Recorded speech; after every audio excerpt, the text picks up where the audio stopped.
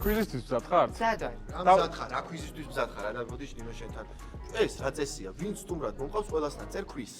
ხო, მაგრამ ჯერ სტუმრობა გადაცემაში ეთერში არ არის გასული და აქ შენ ეკრებე TikTok-ზე ბავშვები ხოლმე აჩენა რა წესი არის? ან შემითახმე, ან მკითხე, ან რაღაცა მითხარი. გაანებე ხამ კვიზთან მომეცი აქ და წადი და მიხედე საქმეს კაცო. ნინო კვიზისთვის მზად ხარ? კი ბატონო. ვათამაშე PlayStation 5-ს. თუ ჩემი გვერდიავა მარტის ბოლომდე 1000 გამომწერზე, ჩემ ერთ გამომწერს რენდომ გათამაშებით გადავცემ PlayStation 5-ს. ამიტომ დაალაიქე ეს ვიდეო და გამოიწერე ჩემი არხი. ახლა კი გავაგზავნოთ კვიზი. წამყვანობა უფრო მარტივია თუ მომღერლობა?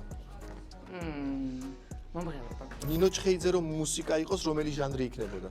ფანოღი. ფანოღი. ასე შევა ხოლმე ის ბიჭი ასე იცინის. ფანოღებში მეორე ადგილზე ვინ არის?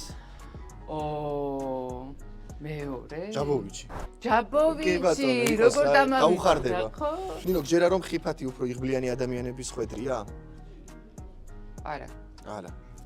თქვენი ცხოვრება ფილმი რომ იყოს, რა ჟანრის იქნებოდა? სათავგადასავლო თუ კომედია? ტრილერი. ტრილერი, კი ბატონო. ახალი თავგადასავალი თუ მშვიდი ცხოვრება? ახალი თავგადასავალი. როგორ ატარებთ იდეალურ შაბათკვირას? იდეალურ შაბათს სახლში. სახლში, იდეალურ შაბათკვირას სახლში. კი. კი ბატონო, რომ შეგეძლოთ კინოებს უყურებ, კი ბატონო.